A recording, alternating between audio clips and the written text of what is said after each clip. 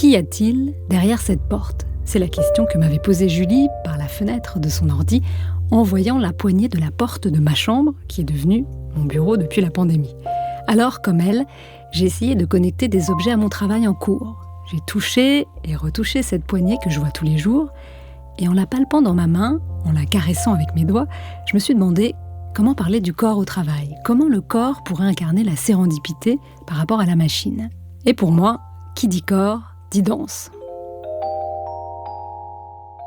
Serendipité. Alors, je suis allée voir Pauline Simon, qui est danseuse, chorégraphe, plus ou moins chercheuse, pas complètement chercheuse, mais la recherche, quelque chose qui m'intéresse. On va dire que dans mon travail, il y a un goût de ça quand même. La sérendipité dans son sens le plus large, c'est le don de faire par hasard et sagacité, une découverte inattendue et fructueuse, notamment dans le domaine des sciences. Mais est-ce que quand on est artiste, on cherche pas tout le temps ? Moi, oui, en tout cas. Sérendipité. En 2013, Pauline a monté un spectacle qui s'appelle Sérendipité. Alors... Le dispositif de son spectacle de danse est assez original. Pauline était seule sur scène face à son ordinateur et elle projetait ses recherches sur Google sur un écran au-dessus de la scène. Son spectacle se tissait avec le public au fil de ses recherches et de ses mouvements. Et tout ça est né par accident. Ça a commencé par un accident, ouais. Qui était que je m'étais blessée. Et du coup, j'ai fait une pièce qui était possiblement faisable depuis l'espace de ma chambre. J'ai commencé à observer ma propre relation, ma propre pratique à mon ordinateur et à la recherche. Parce que je me disais, bon, comment ça se fait que même moi, en tant qu'artiste, j'ai autant besoin de passer par Google pour faire mes recherches. Et après, du coup, l'ordinateur Google comme aussi un monde de poésie accidentelle possible, quoi. Comme si Google était un petit peu un indice de sérendipité. Ouais, complètement. Et c'est vrai qu'en plus, le mot sérendipité, il était beaucoup revenu dans la recherche par rapport à la sérendipité numérique, qui justement est ce principe de dérive des hypertextes, c'est-à-dire on passe d'un lien à un autre, d'aller chercher ce qu'on ne sait pas qu'on va trouver. Ça me plaisait. Mais depuis, et ma position à la maison, un peu blessée et de danseuse, traveling without moving, quoi.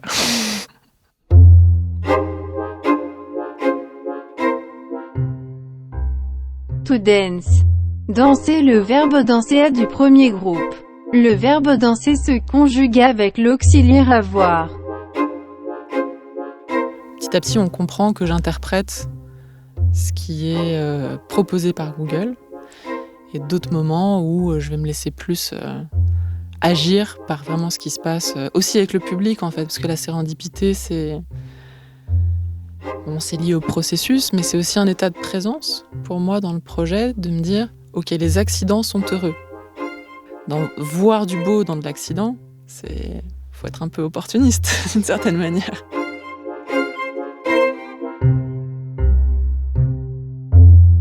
J'ai décidé moi aussi d'être opportuniste. Et j'ai voulu demander à Pauline de m'aider à faire l'exercice de sérendipité que m'avait proposé Julie de chez Google.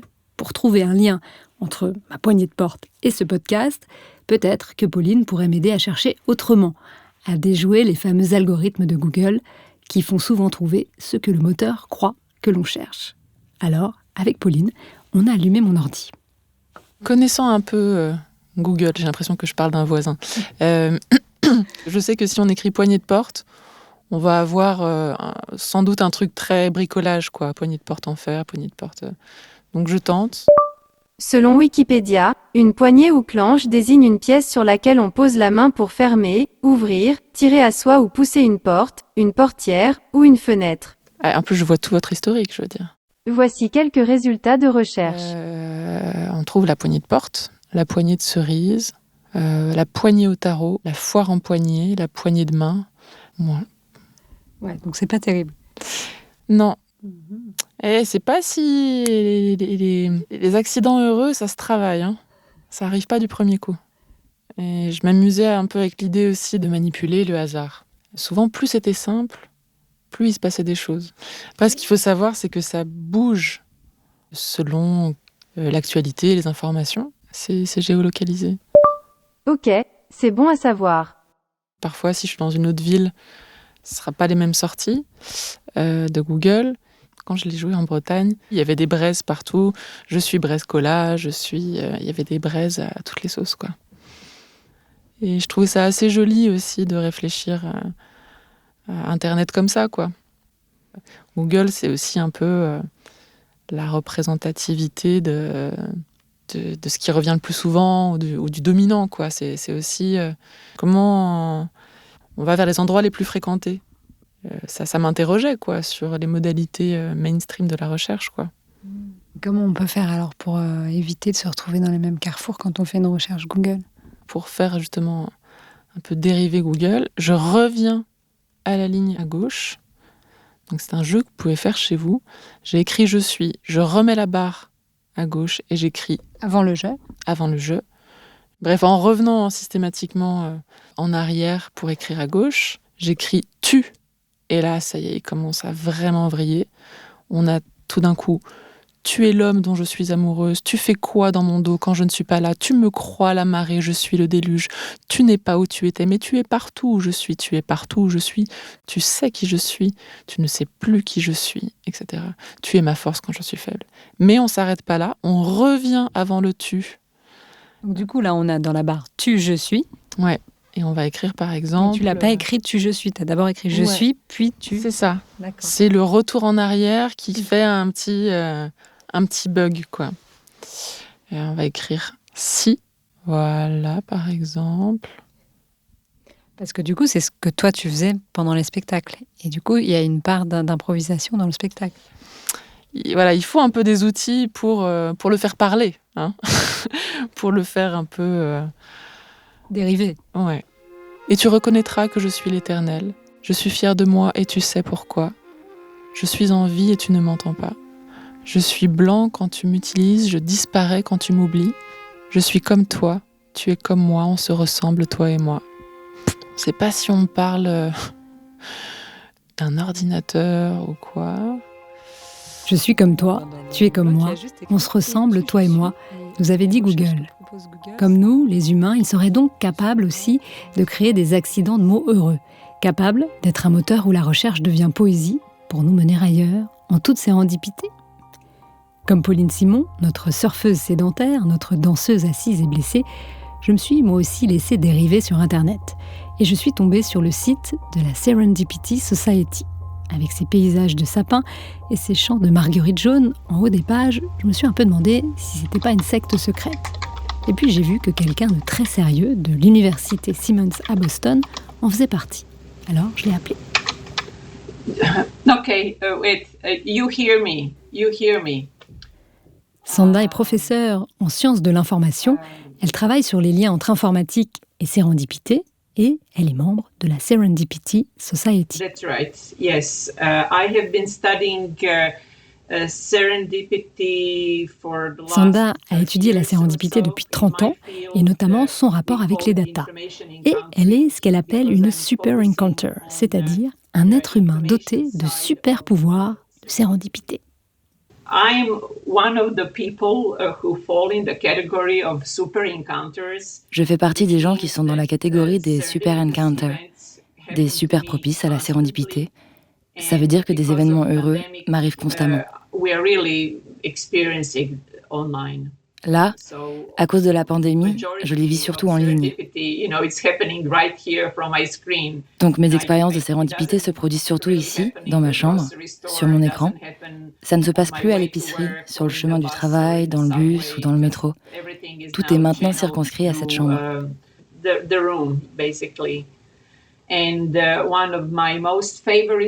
Et l'outil que j'aime ouvrir sur mon écran pour être prête pour ça, c'est un logiciel qui s'appelle Snipping Tool et qui me permet de récupérer rapidement du contenu de recherche et de l'enregistrer pour y accéder plus tard. Comme ça, je n'ai pas besoin de faire des marque-pages ou d'imprimer des pages. so that I don't need to bookmark pages, print things out. C'est important d'avoir ce genre d'outils pratiques parce que beaucoup de gens considèrent encore que la sérendipité, c'est une distraction. Ils aiment bien l'idée, mais ils se disent avant tout qu'ils doivent d'abord accomplir leur tâche.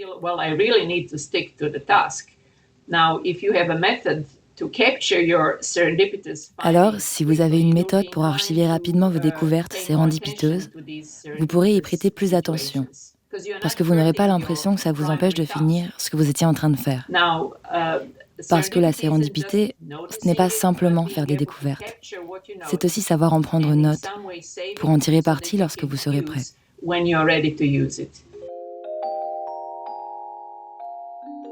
Comme dans un panier à la bibliothèque, les notes et les petites fiches se sont donc accumulées sur mon écran, comme si cette recherche devenait sans fin, ou plutôt sans début, ni milieu, sans fil, sans queue, ni tête, d'autant plus que mon moteur de recherche enregistrait mes quêtes antérieures et les classait pour me proposer encore des pages.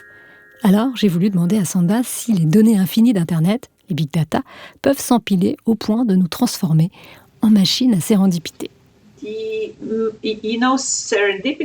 Selon mes recherches, la sérendipité se trouve avant tout dans l'esprit de la personne qui établit les connexions.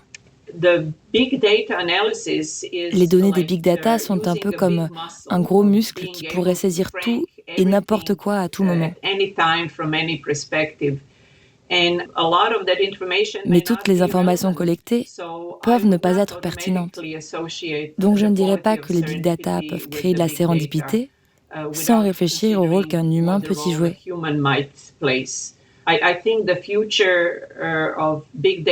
Je pense que l'avenir des big data et de la sérendipité implique une collaboration entre les hommes et la puissance analytique des big data. Et surtout pas en les laissant seuls générer des découvertes potentiellement porteuses de sérendipité. Conjuguer ce voyage en sérendipité au futur, ça voudrait donc peut-être dire un jour collaborer avec des machines. Laisser nos trouvailles inattendues se télescoper, tout en gardant une certaine éthique humaine. Je me demandais comment imaginer tout ça, alors je suis allée rencontrer François Tadei. Il est biologiste et cofondateur du CRI, le centre de recherche interdisciplinaire qui partage de nouvelles manières d'apprendre, d'enseigner, de faire de la recherche et de mobiliser l'intelligence collective des hommes, des machines et du vivant en général. On a des iris, on a du thym, du romarin, des herbes aromatiques, des framboises. Tout ça de la en vigne. plein cœur de Paris. On a des pommiers, quand ils sont en fleurs, c'est absolument magnifique. Le CRI, c'est Un carrefour de rencontres intéressantes. C'est un lieu qui a démarré sur une table qui était grande comme celle-ci et qui a doublé taille tous les 18 mois depuis une quinzaine d'années. Et donc aujourd'hui, on a 7000 m², avec vue sur la Bastille d'un côté, le Sacré-Cœur de l'autre, Notre-Dame, Beaubourg. Ça paraît fou, en plein cœur de Paris, d'être ici, quoi. Moi, je reviens pas, en fait. C'est un peu comme John Lennon. On a le droit d'être des rêveurs, mais il ne faut pas être seul. C'est I may be a dreamer, but I'm not the only one, don't imagine. Et donc la question, c'est est-ce qu'on peut, par exemple, construire un GPS des rêves ? Et grâce à ça, est-ce qu'on peut rencontrer des gens qui partagent les mêmes rêves que nous ? Donc si je veux venir travailler avec vous, il faut que j'ai envie d'être connectée. Ouais, vous avez envie de faire des choses qui contribuent positivement au changement du monde et pour avoir envie de continuer à avancer, quoi. Quand on est dans un monde très prédictible, on peut espérer optimiser à partir de l'existant et définir de manière très rigoureuse la meilleure manière de résoudre les problèmes. Quand on est dans un monde qui évolue super vite, typiquement la crise Covid ou la crise climatique, personne ne peut prétendre avoir la solution. Mais tout le monde est confronté à des défis communs et donc on a probablement beaucoup à gagner, à mutualiser et à s'organiser pour bénéficier de cette intelligence collective en tant qu'individu, en tant que collectif, en tant qu'organisation, en tant qu'entreprise ou en tant que société. En fait, il y a une espèce de dilemme dans l'ensemble du vivant et dans nos vies à nous en tant qu'êtres vivants, qui est est-ce qu'on exploite ce qu'on sait faire ou est-ce qu'on explore de nouvelles choses à faire ? Et donc, moi, ce à quoi je crois fondamentalement, c'est à la complémentarité entre l'intelligence des humains et celle des machines, entre l'intelligence collective et l'intelligence artificielle. Ce lieu serait jamais, qui était une espèce de rêve, serait jamais devenu une réalité si on n'avait pas rencontré plein de gens qui ont eu envie de co-construire ce lieu et chacun d'y apporter leur pierre. On a commencé par construire un GPS de la connaissance. Et ce GPS de la connaissance, moi j'en rêvais. Et un jour, j'ai été interviewé et j'ai parlé de ça. Et il y a un auditeur qui m'a entendu et qui m'a contacté, qui est aujourd'hui dans le bureau qui est au bout du couloir, là, et qui m'a dit moi j'ai fait un master sur l'intelligence artificielle et je pense que l'intelligence artificielle pourrait aider à construire le GPS de la connaissance dont vous parlez. Quelques années plus tard, il est toujours là et c'est lui qui est le Chief Data Scientist ici qui développe tous les projets autour de l'intelligence artificielle et du big data. Et en fait, ce qu'il a fait, c'est qu'il a pris tout Wikipédia, qui est déjà une œuvre d'intelligence collective, en plusieurs langues, et il l'a donné à une intelligence artificielle, ce qu'on appelle du machine learning, et cette machine a transformé chaque texte en un vecteur, où vous pouvez lui donner d'autres types de textes. Ça peut être des textes de journalistes, ça peut être par exemple tous les podcasts que vous avez enregistrés sur la sérendipité, et on peut donc calculer des distances et dire mais en fait, deux des gens que j'ai interviewés ont en fait pas mal de choses en commun. Peut-être qu'ils devraient se parler, mais les auditeurs qui ont aimé un de ces textes seraient probablement intéressés par celui-là. Et c'est ça la sérendipité. Ça s'organise, ça se facilite. Qu'est-ce que la machine, qu'est-ce que l'intelligence artificielle apporte à tout ça ? Est-ce que ça, on ne pourrait pas le faire sans les machines ? Disons que du temps de Diderot et d'Alembert, pour la première encyclopédie, ils étaient capables de tout lire. Ils n'ont pas tout écrit, parce qu'ils avaient déjà bénéficié d'un certain nombre d'auteurs, et il y avait déjà une forme de ce qu'on appellerait crowdsourcing aujourd'hui, en anglais en tout cas, donc une capacité à demander aux autres de contribuer d'une manière ou d'une autre. Mais eux pouvaient tout lire. Et ce qu'il faut savoir, c'est que depuis le XVIIIe siècle, il y a 100 fois plus de publications scientifiques tous les 100 ans. Donc en 300 ans, ça fait 1 million de fois plus. Et personne ne peut lire 1 million de fois plus que Diderot. C'est juste pas possible humainement. Mais une machine peut. Et les intelligences artificielles peuvent nous aider à prendre conscience d'un certain nombre de choses. Elles peuvent nous aider à cartographier les connaissances que l'on maîtrise aujourd'hui, mais aussi les connaissances que l'on ne maîtrise pas. Et une fois qu'on sait ce qu'on ne sait pas, si c'est quelque chose que l'on veut apprendre pour changer de métier ou pour relever un défi personnel ou collectif, eh bien, elles peuvent nous aider, grâce à cette histoire de GPS, à voir cette partie-là de l'espace de l'inconnu. Parce qu'à mesure que les connaissances progressent, en fait, il y a toujours de l'inconnu derrière. C'est-à-dire que grâce à votre GPS de la connaissance, j'aurais pas besoin je pourrais faire l'économie de discussions avec des amis dans des bars qui me diraient « Tiens, j'ai lu ça, tu pourrais lire ça ». Finalement, ça permet de passer à un autre stade où on a moins besoin de connexion humaine ou d'interaction humaine. Je pense que ça complète les interactions humaines. Moi, ce à quoi je crois fondamentalement, c'est à la complémentarité entre l'intelligence des humains et celle des machines, entre l'intelligence collective et l'intelligence artificielle. Pour vous donner un exemple, dès les années 90, Deep Blue, qui était l'ordinateur d'IBM, avait battu Kasparov aux échecs, qui était champion du monde à l'époque. Ce que Kasparov a fait par la suite, il a organisé des compétitions où des humains et des machines jouaient ensemble contre des humains, des machines ou des humains et des machines. Et ce qu'il a montré, c'est que les plus belles parties étaient celles où des humains et des machines avaient su allier leurs forces. Et ce n'étaient pas les meilleurs humains, ni même les meilleurs humains avec les meilleures machines, certainement pas les meilleures machines seules, qui gagnaient. C'était la combinaison la plus intelligente des capacités des humains et des machines. Et en gros, moi, si je vous écoute, j'ai l'impression qu'il y aura plus de sérendipité dans nos vies et dans nos vies au travail, dans les années qui viennent, en tout cas.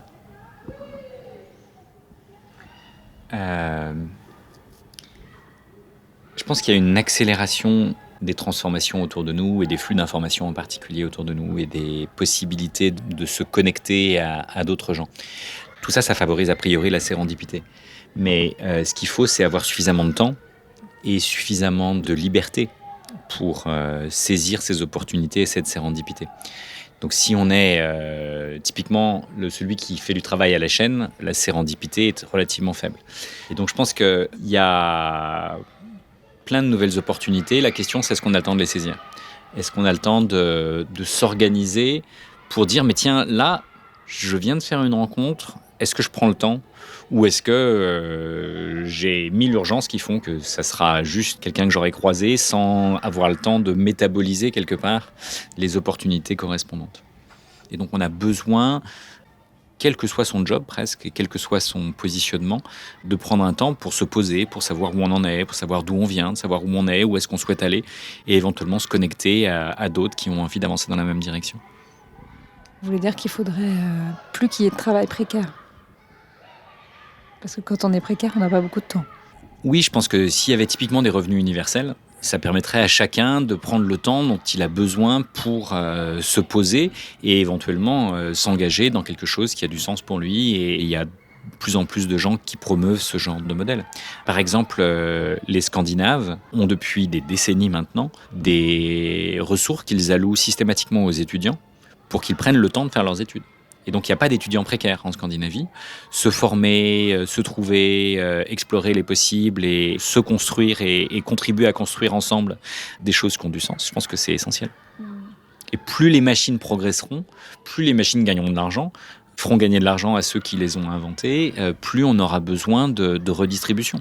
Typiquement, les structures qui ne seront pas évoluées, c'est une loi de l'évolution. Hein. Si vous évoluez moins vite que votre environnement, à terme, vous serez obsolète. Et donc, vous disparaîtrez. Pour un biologiste de l'évolution que je suis, la sérendipité est à l'origine même de l'évolution. Il n'y a pas de master plan dans l'évolution. Il y a juste des mutations, des hasards, des catastrophes et tout un tas de transformations des écosystèmes qui créent des opportunités. Et puis, il y a des mutants, des variants, qui sont capables de saisir ces opportunités. Pasteur disait « La chance sourit aux esprits préparés ». Nous, on avait écrit un article il y a quelques années dont le titre était « La chance sourit au génome préparé ».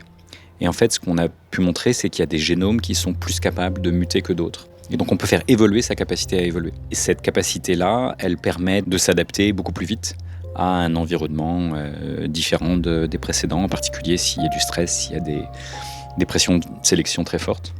Et ça, c'est vrai chez les virus, c'est vrai chez les bactéries, c'est vrai chez tous les organismes vivants. Un peu comme le castor. Le castor, il n'aime pas les torrents, il préfère les lacs. Et donc, qu'est-ce qu'il fait ? Il construit des barrages. Et donc, il modifie son environnement pour lui et puis pour l'ensemble de ceux qui vont habiter dans l'environnement en question. Et donc, ça va avoir des impacts profonds. Et les humains sont comme ça. On est capable de modifier notre environnement. Donc, quelle que soit la situation, il y a toujours des opportunités. Ne serait-ce que l'opportunité de repenser ce qu'on faisait jusqu'à maintenant, éventuellement de le faire avec d'autres.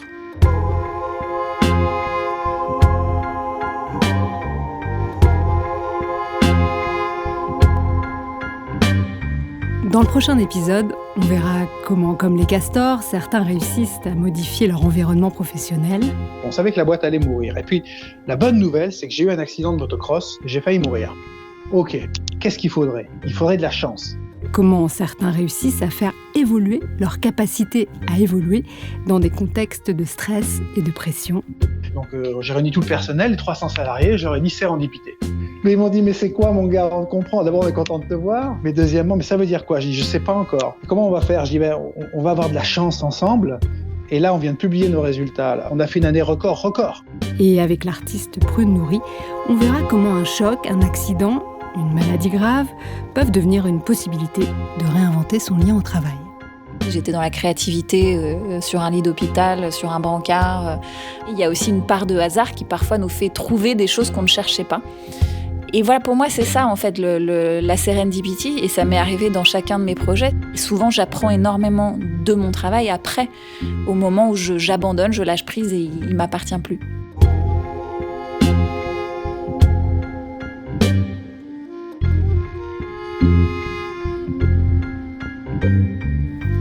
Merci d'avoir cru aux surprises de Chasing Serendipity, un podcast d'Élodie Maillot pour Welcome Originals, produit par Paradiso Media, rédaction en chef Julien Négui et Tristan Lochon, production Axel Gobert, chargé de production Claire Français et Amy Faconnier, enregistrement Théo Albaric, montage Élodie Maillot, réalisation Alexandre Ferreira, musique Arthur Simonini et supervision du projet Benoît Dunègre.